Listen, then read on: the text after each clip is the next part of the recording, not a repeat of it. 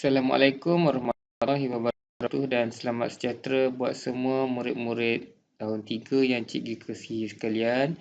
Selamat datang ke kelas sains tahun 3. Nama Cikgu Ahmad Fakaruddin bin Mak Zain. Pada hari ini kita akan menyambung sesi pembelajaran kita dan kita akan melihat tajuk yang seterusnya daripada tajuk kemahiran proses sains yang kelima, iaitu kemahiran proses sains meramal. Baik, seperti yang telah kita pelajari sebelum ini, terdapat 6 kemahiran proses sains kesemuanya, iaitu yang pertama, kemahiran proses sains memerhati. Yang kedua, kemahiran proses sains mengelas. Yang ketiga, kemahiran proses sains mengukur dan menggunakan nombor. Yang keempat, kemahiran proses sains membuat inference. Yang kelima, kemahiran proses sains meramal. Dan yang keenam, kemahiran proses sains berkomunikasi. Jadi, pada kali ini kita akan melihat dengan lebih dekat lagi apakah itu yang dikatakan sebagai kemahiran proses sains meramal. Baik murid-murid, kita tengok apakah yang dikatakan sebagai kemahiran proses sains meramal. Okey, maksud meramal ialah kemahiran membuat jangkaan tentang sesuatu peristiwa yang akan berlaku. Maksudnya kita ramalkan apakah peristiwa yang akan berlaku berdasarkan sesuatu pemerhatian. Sebagai contoh, apakah yang akan terjadi sekiranya kita tidak minum air selama seminggu? Apakah ramalan kita? Okey, jadi sekiranya kita tidak minum air selama seminggu, maka kita akan mati. Okey, itu contoh meramal apa yang akan terjadi. Contohnya, apakah yang akan terjadi? Ramalkan apa yang akan terjadi sekiranya kita tidak menggosok gigi setiap hari. Okey, apa yang akan terjadi sekiranya kita tidak menggosok gigi setiap hari?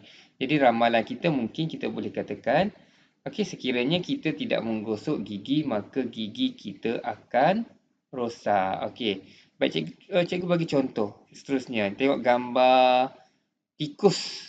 Okey, apakah yang akan terjadi sekiranya kita letakkan tikus ini di dalam bekas yang bertutup rapat? Okey, so jadi tidak ada udara yang boleh masuk ke dalam bekas ni.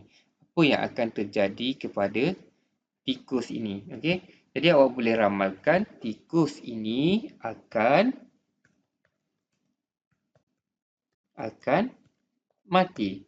Okey, itu ramalan kita. Tikus ini akan mati. Apa yang akan terjadi seterusnya itu yang kita katakan sebagai ramalan. Jadi ramalan ini tak semestinya betul dan tak semestinya salah. Sebab ramalan ini mungkin boleh jadi betul, mungkin boleh jadi salah. Okey.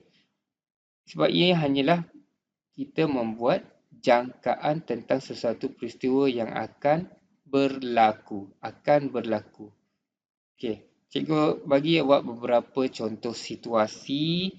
Okey, awak perhatikan jawapan dia dan awak lengkapkan ramalan dalam ramalan berdasarkan situasi dalam buku latihan awak. Okey, baik.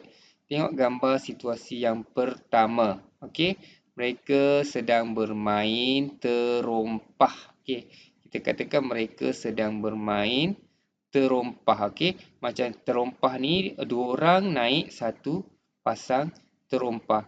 Ramalkan keadaan yang berlaku jika salah seorang pemain tidak menggerakkan kakinya dalam permainan ini. Okey, apakah yang akan terjadi sekiranya seorang ni, katakan yang lelaki ni yang berbaju merah dan berbaju hijau ni, yang lelaki berbaju merah ni tak gerak kaki dia, yang berbaju hijau ni gerakkan kaki dia. Apa yang akan berlaku? Jadi kita boleh katakan ramalan kita mungkin pemain itu akan terjatuh. Pemain itu akan terjatuh. Itu ramalan kita. Okey. Baik, kita tengok situasi yang kedua. Ramalkan warna krim yang seterusnya. Okey. Baik, kita tengok warna krim yang pertama merah. Warna krim yang kedua, warna krim yang pertama putih. Yang kedua merah, ketiga kuning. Kemudian putih, merah, kuning. Warna yang seterusnya mestilah warna putih. Bagus. Warna krim seterusnya mestilah warna putih. Okey. Baik, situasi yang ketiga. Okey. Meramal tidak sama dengan meneka kerana ramalan dibuat berdasarkan pemerhatian pengalaman lalu, data ataupun pola. Ini maksudnya kita tak boleh nak sekadar meramal sesuka hati kita, sebab kita kena tengok berdasarkan pemerhatian apa yang kita nampak, okey, ataupun berdasarkan apa benda yang telah terjadi sebelum ni. Okey, ramalkan keadaan yang berlaku berdasarkan gambar ini. Kalau kita tengok gambar ni ada kilat, langit mendung, gelap. Jadi apa akan berlaku? Mungkin kita boleh katakan hari akan hujan. Baik, seterusnya awak tengok situasi yang keempat. Ramalkan pergerakan bola itu.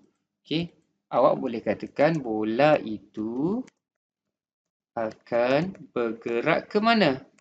Ke dalam gol. Okey, mungkin boleh bergerak ke dalam gol ataupun mungkin boleh bergerak keluar gol pun mungkin boleh, ke dalam gol pun mungkin boleh. Okey. Seterusnya, situasi yang kelima.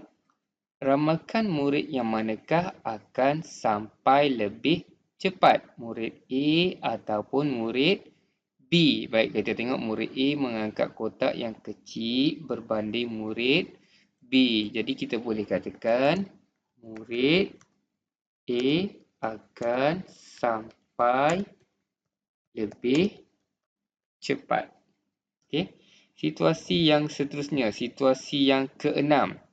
Ramalkan bilangan daun pada hari ke-12. Tengok bilangan daun pada hari ke-3 ada 2. Bilangan daun pada hari ke-6, 1, 2, 3. Ada 3 daun. Hari ke-9 ada 1, 2, 3, 4. Jadi hari ke-12 berapa bilangan daun yang kita boleh ramalkan? 2, 3, 4. Tengok jenis dia, 3, 6, 9. Seterusnya mestilah 12. Daun dia 2, 3, 4. Jadi bilangan daunnya adalah pada hari ke-12 adalah 5. Okey. Itu bagi situasi yang ke-6. Baik.